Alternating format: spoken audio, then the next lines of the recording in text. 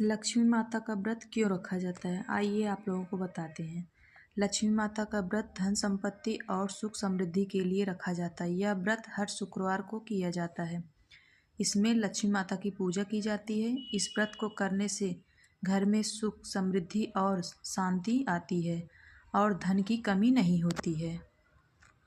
वैभव लक्ष्मी व्रत की कथा को आरंभ करते हैं। एक बड़ा नगर था। नगर में लाखों लोग रहते थे। बाहर के भी नित्य प्रतिदिन लोग रोजगार की तलाश में नगर में आते थे। उनकी एकमात्र यही अभिलाषा होती थी कि किसी तरह 2 वक्त की रोटी उन्हें मिल जाए। और जब प्रभु कृपा से उन्हें 2 वक्त की रोटी मिल जाती तब और अभिलाषाएं जागृत होती थी, क्योंकि अभिलाषा का कोई अंत नहीं है। परंतु मानव जीवन की एक सीमा है।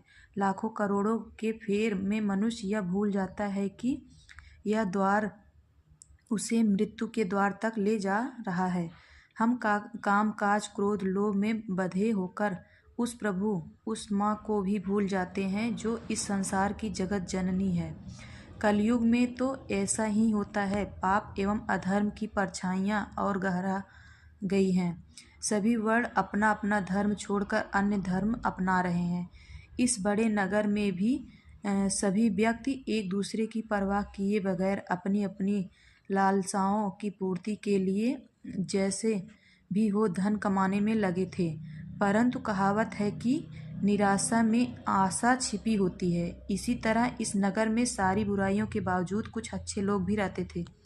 ऐसे अच्छे लोगों में मीना और उसका पति रामलाल सुख से रहते थे। उनका छोटा सा घर था। मीना धार्मिक प्रवृत्ति की एक सुगढ़ गृहिणी थी। रामलाल एक मिल में नौकरी करता था। वह भी बड़ा ही विवेकी एवं सुशील था। मीना घर का सारा काम काज करती। उसने अपने छोटे से घर को भी इतना साफ सुंदर रखा था कि सारी मोहल्ले की औरतें भी उसकी तारीफ करती थी। मीना को चुगली इत्यादि से बड़ी नफरत थी, परंतु मोहल्ले की सभी स्त्रियां एक दूसरे की चुगलियां दिन भर किया करती थी। वह तो केवल घर के काम काज और पति सेवा में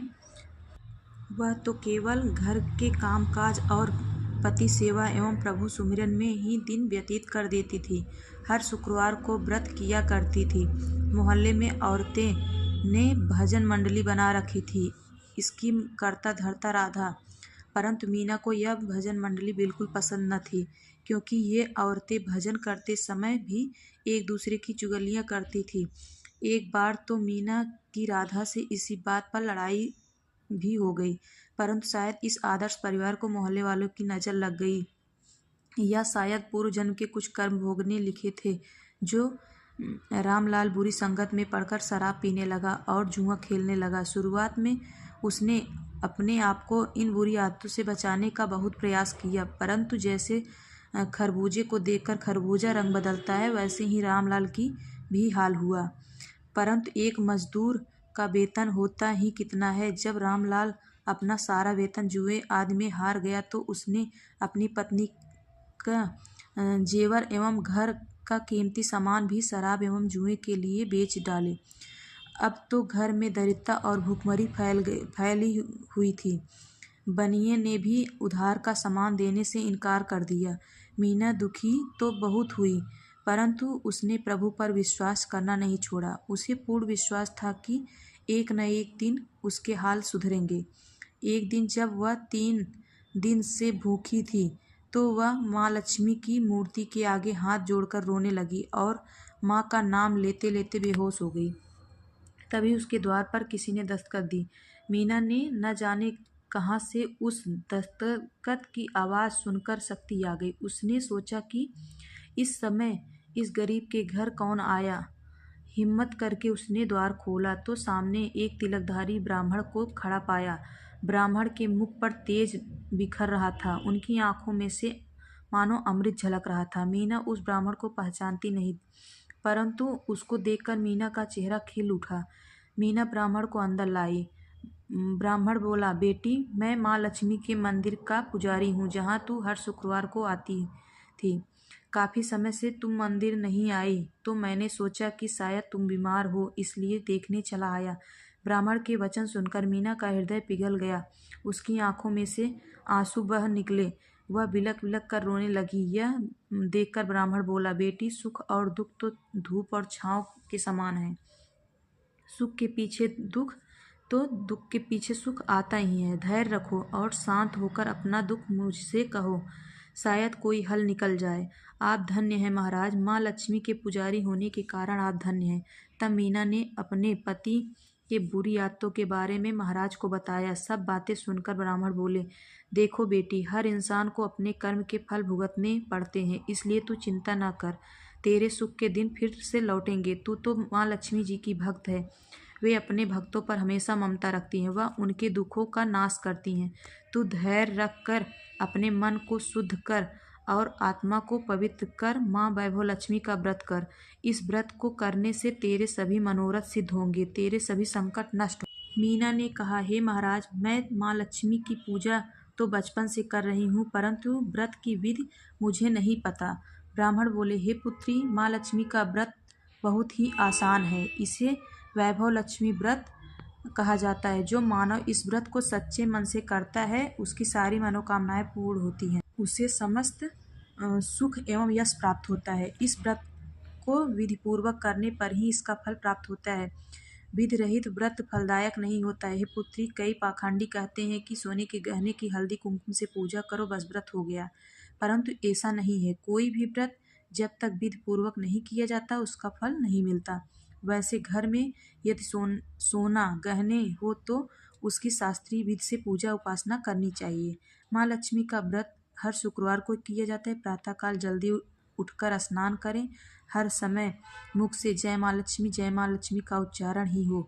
व्रत आरंभ करते समय यह भी संकल्प लें कि मैं इस व्रत को 5, 11, 21, 31, 51 अथवा 101 शुक्रवार तक करूँगी।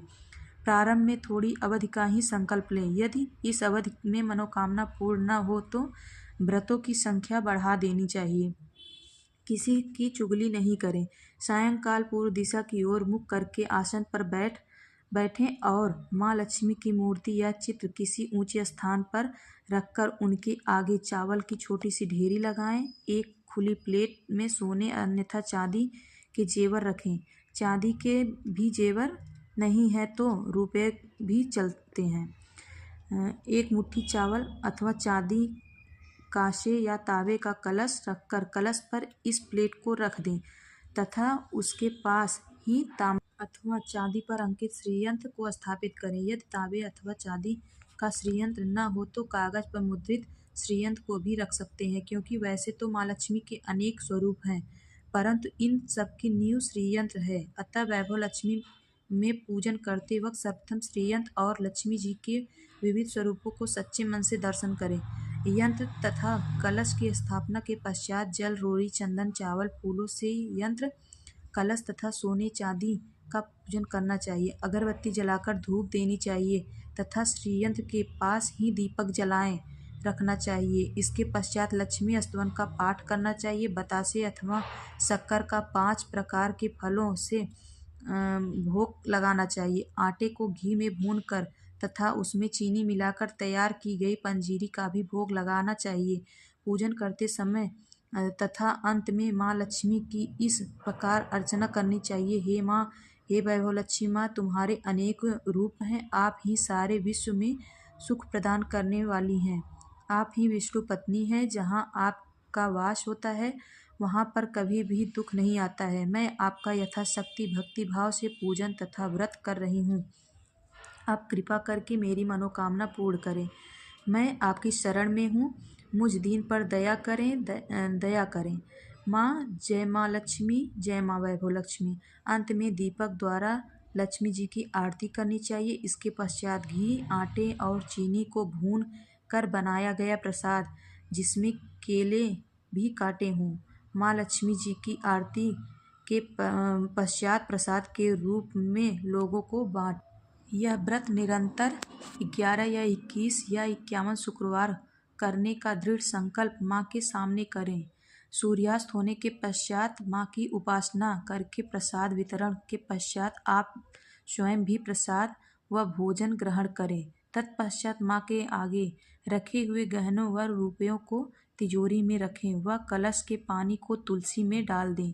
वह चावल के दाने को पक्षियों को डालें। व्रत रखने वाले भक्त जन को यह जरूरी है कि यह व्रत कथा का पाठ करें व लोगों को भी कथा सुनाएं। इस प्रकार विधिपूर्वक व्रत करने से व्रत का फल अवश्य प्राप्त होता है। माँ लक्ष्मी उस मनुष्य का कल्याण अवश्य करती हैं। वह मानव सभी कष्टों से दूर होकर धन एवं संतान लाभ इत्यादि को प्राप्त करता है।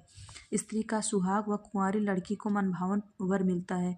जब व्रत संपूर्ण हो जाए अर्थात आखिरी व्रत के दिन शुक्रवार व्रत की शास्त्रीय विधि द्वारा उद्यापन करना चाहिए। आखिरी व्रत के दिन खीर या नैवेद्य बनाएं। पूजन विधि हर शुक्रवार को की ही तरह करें। पूजन विधि के पश्चात श्रीफल को फोड़ें और कम से कम 7 कुंवारी कन्याओं को कुमकुम का तिलक लगाकर भोजन इत्यादि करावें। फिर उन्हें एक एक श्री वैभव लक्ष्मी व्रत कथा की पुस्तक उपहार में दें और साथ ही सभी रिश्तेदारों और पड़ोसियों को भी एक एक पुस्तक उपहार में दें। वह उनसे भी माँ लक्ष्मी वैभव लक्ष्मी व्रत करने को कहें। कम से कम 7 व अपनी श्रद्धानुसार जितनी पुस्तक हो भेंट में दें। इस व्रत में वैभव लक्ष्मी व्रत कथा की पुस्तक के दान का बड़ा ही महत्व है। इस पुस्तक को पढ़ने से दूसरों को भी व्रत करने की प्रेरणा मिलती है। उसका पुण्य भी पुस्तक बांटने वाले को मिलता है। फिर लक्ष्मी जी की प्रतिमा एवं श्रीयंत्र के आगे हाथ जोड़कर प्रणाम करें और तरह तरह से स्तुति करते हुए कहें, हे माँ लक्ष्मी, आपकी कृपा से संतानहीन को संतान, धनहीन को धन, भाग्य से विमुख हो गया हो उसे भाग्य विधाता बना देती हो। आपकी ही कृपा से मैंने आपका ये व्रत पूर्ण करा। अतः हे माँ, मेरी सभी चिंताओं को दूर करो, मेरी सभी कामनाएं पूर्ण करो। इस तरह माँ लक्ष्मी के विविध रूपों की स्तुति करें। ब्राह्मण बोले, बस बेटी, यही हर प्राणी के कल्याण का मार्ग है। तुम भी इस व्रत को करो जिससे तुम्हारे सभी कष्ट दूर हो जाएंगे।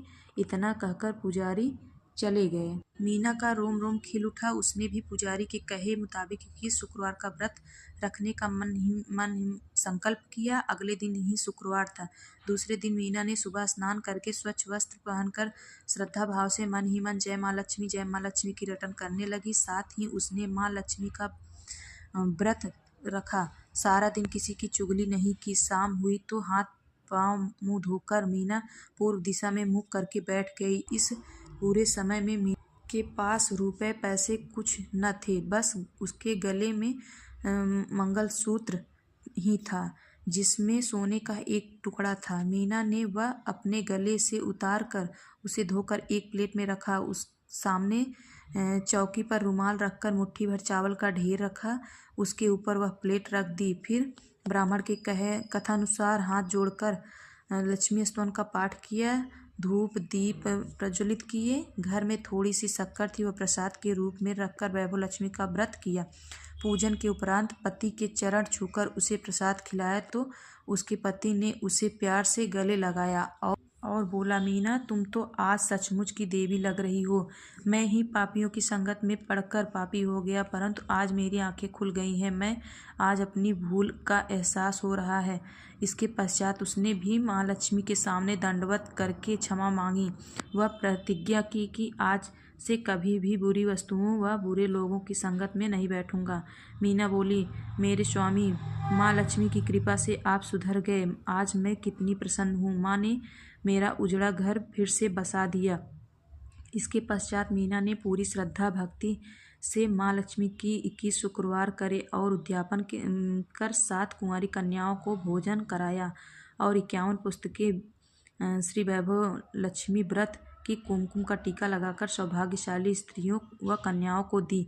फिर माँ के धन लक्ष्मी स्वरूप की तस्वीर को हाथ जोड़कर प्रेम भाव से प्रार्थना की, हे माँ, मैंने आपका वैभव लक्ष्मी व्रत करने की मन्नत मांगी थी, वह आज पूर्ण हुआ। हे माँ, मेरी समस्त विपत्तियों को हर कर मेरी संपूर्ण अभिलाषाओं को पूर्ण करो, सबका कल्याण करो, सबके हृदय में धर्म की ज्योति जलाओ। हे माँ, आपकी महिमा अपरंपार है। इस प्रकार माँ की अनेक प्रकार की स्तुति करके माँ को दंडवत किया। इस तरह श्रद्धापूर्वक शास्त्रीय विधि से व्रत करने से उसका पति पूर्ण रूप से बुरी संगत से छुटकर नेक रास्ते पर चलने लगा। कड़ी मेहनत करके वह मीना के सभी गहने छुड़ाकर घर ले आया और सुख से घर में रहने लगा। रामलाल ने भी वैभव लक्ष्मी माँ के 21 व्रत करने का संकल्प किया और पूरे 21 व्रत करे। उनके घर में सुख समृद्धि का वास हो गया। उन्हें देखकर गली मोहल्ले ने भी वैभव लक्ष्मी का व्रत किया।